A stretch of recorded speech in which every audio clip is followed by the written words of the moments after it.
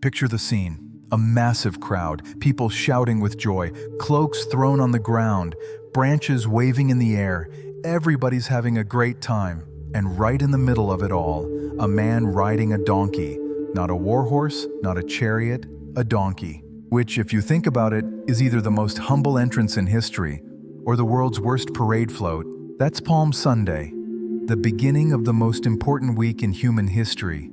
And here's the part that nobody talks about at brunch after Mass. The crowd shouting Hosanna today is the exact same crowd that will shout Crucify him in 5 days. Same people, same city, 5 days apart. So what does that tell us about human nature? About you and me? That's what we're going to sit with together today. Jesus rides into Jerusalem, and the crowd goes absolutely wild. But stop. Why are they cheering? What exactly are they expecting? They want a warrior king. Someone who will drive out the Romans, restore Israel's glory, and probably have a much better ride than a donkey. And Jesus shows up on a borrowed donkey. The animal of the poor, the animal of peace. That's not an accident, that's a statement. He's saying, I am a king, but not the king you're imagining. He's saying, my kingdom doesn't run on power and conquest. And that tension between the king we expect and the king who actually shows up is at the heart of the entire passion. It's also at the heart of our own prayer lives, if we're honest. How many times have we asked God for something specific? A job, a relationship, a way out of a situation. And when he answered, it looked nothing like what we had in mind. He keeps showing up on a donkey, and we keep expecting a war horse. Maybe that's the whole lesson right there. Let's talk about Judas. We love to make Judas the villain of this story, the irredeemable traitor, someone fundamentally unlike the rest of us, someone we would never be. Except Judas was one of the 12, an insider. He had walked with Jesus for 3 years, eaten with him, seen the miracles up close. He had a front row seat to the greatest story ever told. And he still said yes to 30 pieces of silver. 30 pieces, the price of a slave under Mosaic law.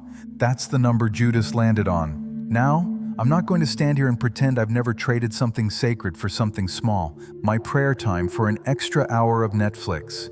My integrity for the approval of someone whose opinion I probably shouldn't care about. My peace for 15 more minutes of doom scrolling at midnight. Judas is not a monster. Judas is the part of us we'd rather not look at directly. And that's exactly why Matthew put him in the gospel, not to give us someone to point at, but to hold up a mirror. Then comes the Last Supper. Jesus knows exactly what's coming. The betrayal, the arrest, the torture, the death. He's not surprised. He sees it all. And what does he do with that knowledge? He throws a dinner party. He sits down, breaks bread, pours wine, and turns the most terrifying night of his life into the defining act of love in human history. He takes the bread and says, "This is my body, given for you." He takes the cup and says, "This is my blood, the blood of the new covenant." At the darkest possible moment, Jesus gives.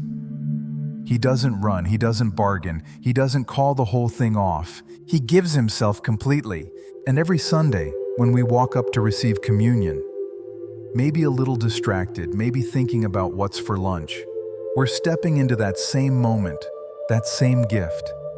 If we slow down long enough to actually receive it, it's honestly staggering. For me, the most powerful moment in the entire Passion is not the crucifixion. It's the garden, Gethsemane, late at night.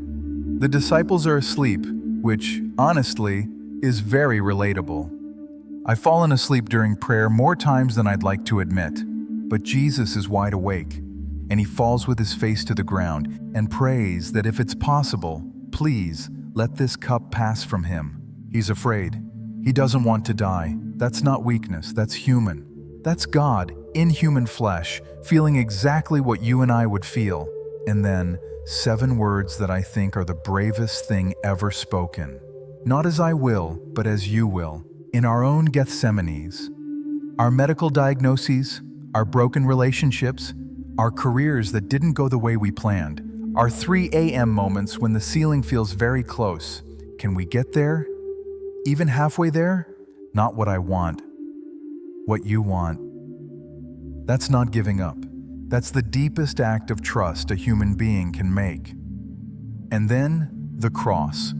Jesus is condemned by Pilate, a Roman governor who knows, he literally says it out loud, that Jesus is innocent, and sentences him anyway because he's more afraid of the crowd than of the truth, which unfortunately is a very human story that hasn't aged a day. Jesus is crucified between two criminals, abandoned by almost every disciple who swore they'd never leave him, mocked by strangers passing by, and at the absolute lowest point he cries out, my God, why have you forsaken me?" That's Psalm 22, Jesus dying, praying the Psalms, feeling the silence of heaven pressing down on him.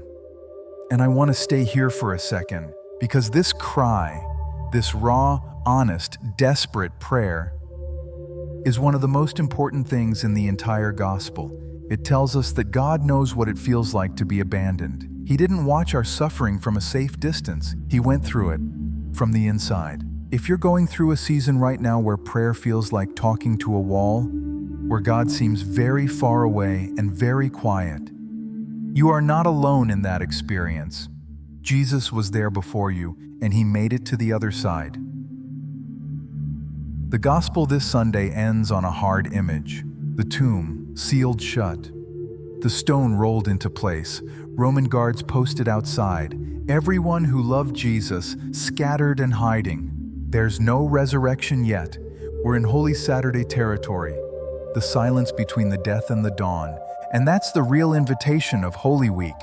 Not to skip straight to the Easter chocolate and the Alleluias, but to sit for a moment in the not yet. Because most of us are living somewhere in Holy Saturday right now, waiting for a healing that hasn't come, waiting for an answer that hasn't arrived, waiting for the stone to move. Holy Week doesn't ask us to pretend that's not hard. It just reminds us the tomb wasn't the end of the story. But you have to go through Saturday to get to Sunday. This week that begins today with palms and hosannas is the most important week in the Christian year. My suggestion, and I say this as someone who has absolutely rushed through Holy Week, thinking about Easter brunch logistics, slow down this year. Read through the Passion once, quietly, on your own. Try to make it to Holy Thursday or Good Friday if you can. Sit with the silence of Holy Saturday, because Easter without Good Friday is just a long weekend. The resurrection only means something if we've been willing to stand at the foot of the cross first. Have a blessed Holy Week, everyone. I'll see you next Sunday for Easter. And trust me, after this week, that one is going to feel very different.